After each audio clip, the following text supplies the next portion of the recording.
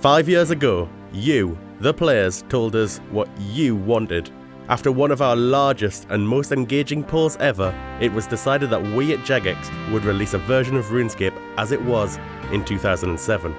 Almost 450,000 people voted, and in the weeks following, we began putting the pieces together before finally releasing Old School Runescape.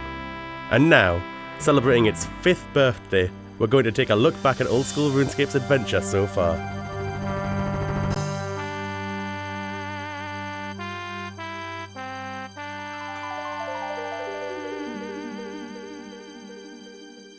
In February 2013, Old School was open to the public with early access. Thousands of players rushed to join the servers, and within weeks, the game was finally open to all RuneScape members. At the end of the year, the God Wars dungeon was released, bringing hordes of NPCs to fight, and 4 challenging bosses that possessed a plethora of rewards should you be lucky enough to obtain them. Just a few weeks later, dedicated PvP worlds were added, giving player killers access to the entirety of Gielinor to go head-to-head against other players. In 2014, the game was given a whole new challenge for players to take on, Ironman Mode, a game mode that encourages players to be entirely self-sufficient by locking them out of most forms of interactions, such as trading, group minigames, PvP, and most other group activities.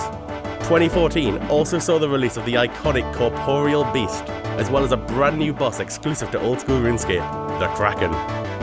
Other updates included the release of Bank Tabs, Clan Wars, Boss Pets, Bounty Hunter, and the Motherlode Mine, and we can't forget the sailing skill.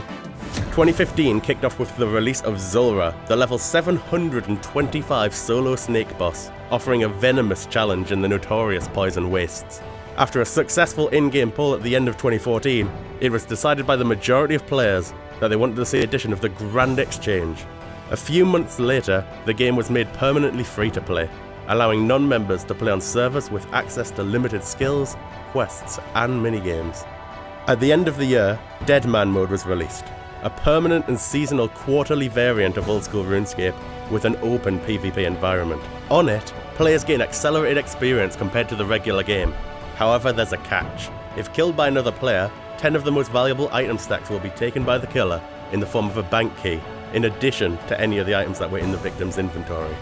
On death, players will also lose a huge chunk of experience in all but a few skills in which they can choose to protect their progress in. Other updates include the addition of the powerful Dragon Defender, achievement diaries, membership bonds, resizable mode, the 3-headed boss Cerberus, the Abyssal Sire, and the Max Cape. In January of 2016, Old School saw the arrival of a brand new continent, Lair. Lair included a whole range of content for low and high level players, from quests, skilling locations, and eventually bosses. Later in 2016, we released Monkey Madness 2, a sequel to the legendary original quest. 2016 also saw some huge updates to skilling, including the Winter Todd and the Construction expansion. The Slayer skill also had an update, with superior Slayer creatures, plus the Catacombs of Krend. And as if Ironman Mode wasn't enough, we introduced Hardcore Ironman Mode. The same as Iron Man, but you only get 1 life. The start of 2017 saw the release of the Chambers of Zurich, an expansion to Lair offering players the ability to take part in a brand new raiding system. Working together, players are able to combine their abilities to take on 7 unique bosses. In the summer of 2017, we introduced the legendary Inferno, a sequel to the feared fight caves controlled by Tuztok-Jad. The Inferno has over 65 waves of monsters, and right at the end, you have to face the mighty Tuz-Kal-Zuk. The Inferno is the most challenging solo content in Old School, with less than 1,000 people completing it since its launch in June 2017. In September, we released Fossil Island, where players can train a variety of skills in new and exciting ways, including underwater thieving and agility. Other notable updates include Wilderness Slayer, an in-game world map, Australian servers, we did Wilderness Wars, and Mage Arena 2. The start of 2018 saw the release of Dragon Slayer 2, continuing the events of the first installment, which was originally created all the way back in 2001. Players embark on a journey across the entirety of Gielinor to discover the unanswered secrets of why Elvarg destroyed Kvandor. Coming up, we'll also see the Theatre of Blood, a new raiding dungeon set in the vampire-controlled Maya Ditch.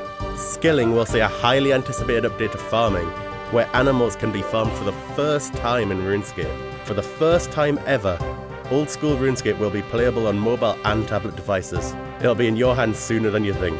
So far, we've had an amazing 5 years. Myself, Mod Kieran, the rest of the Old School team, and everyone else at Jagex would like to thank you all for your time, dedication, and passion for Old School.